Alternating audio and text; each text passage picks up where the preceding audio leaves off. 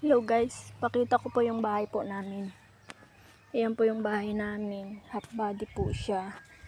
Kaya lang po yung dingding po namin ay luna. Ayan po. Kasi po yung dingding sira na, bulok na. Ayan po oh. Baka pwede nyo po akong tulungan kahit pambili lang po ng gamit po namin sa bahay. Kasi po yung asawa ko, yung sahod niya kulang pa po sa amin kasi tumutulong din po siya sa kapatid niya na may sakit na lupus.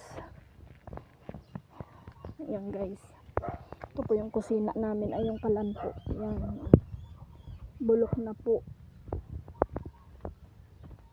Ayan po, ito po yung loob ng bahay namin. Ayan, ayan po yung dingding.